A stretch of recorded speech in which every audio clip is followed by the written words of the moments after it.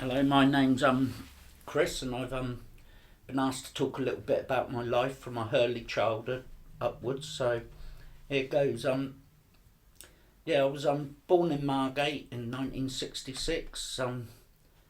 My family moved to Margate from Reading because it's a large family, but my dad couldn't get work, so he moved.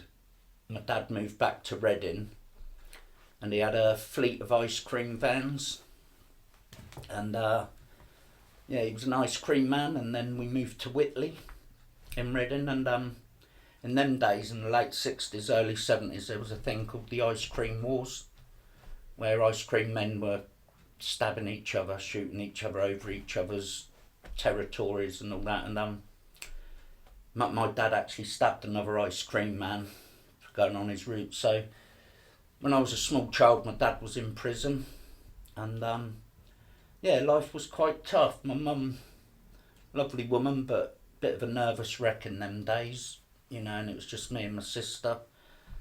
And my early childhood was a difficult time for me, going to school and all the rest of that. I never had a dad around, and you got to remember this was the early 70s, and there was the 3-day week, there were power cuts, my mum had to queue for bread, and then all these sort of things were going on, and we were quite poor, so I grew up in a sort of quite poor area.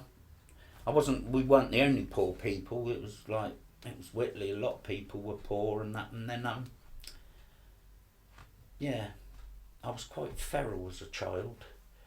I didn't like staying indoors, and from a very early age, me and my mates and other kids of my ilk that were in the same position, we'd play in fields, play down rivers, got old air rifles, and we'd play war and all the rest. And then my dad come out of prison.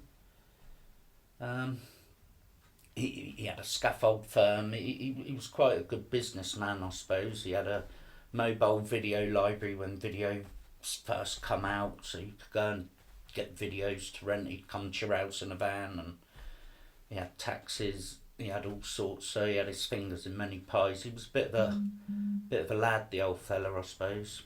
And in my sort of early teenage years, again, I was very feral.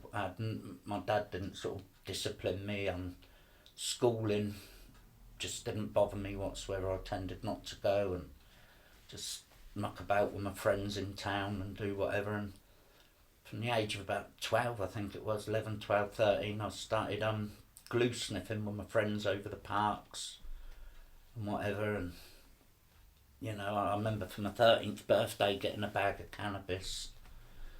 So from a very early age, I was drawn to drugs. It was a way that I coped.